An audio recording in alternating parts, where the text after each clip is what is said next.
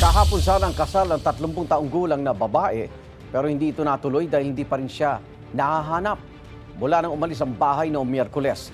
Ayon sa kanyang fiancé, nagpaalam lang na bibili ng bridal shoes ang babae pero hindi na nakauwi. May unang balita si Dano Tingkungko.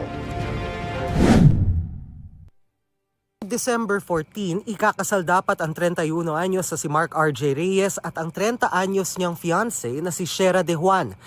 Pero ang tanging hawak ni Mark, ang inarkilang bestidang pangkasal ni Shera na Miyerkules pa nawawala. Nag-message siya sa akin around parang 12 p.m. po yun, sir, na dumating na yung kanyang wedding gown and yung other accessories po namin, sir.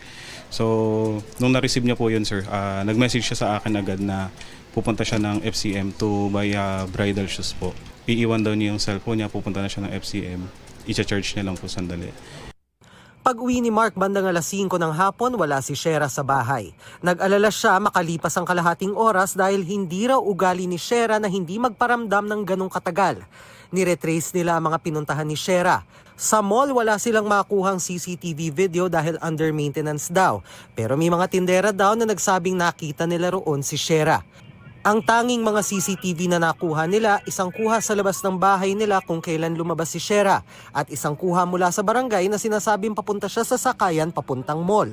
Blanco pa si RJ sa posibleng dahilan ng kanyang pagkawala. Wala po kaming away, especially during that day. Ako po kasi yung first boyfriend ni fiancé ko po. So, ako talagang wala po siyang ex. Wala po talaga kaming maisip, sir, na naging kaaway niya. Kasi kahit kung tatanungin niyo po, sir, mga kapitbahay niya dito, hindi po talaga makabasag pinggan yun, sir. Talagang sobrang malas ng sayahin tao.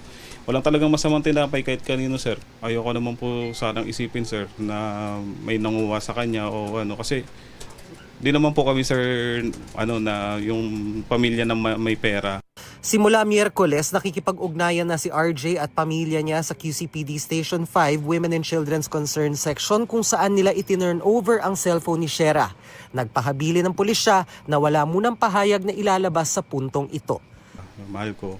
Alam mo naman kung gaano ka takamahal. Alam mo naman kung gaano ko iniingatan ka, yung mga kapatid mo. Ayaw po namin na, wag naman po sana, ayaw namin na magpapasko ng kulang po.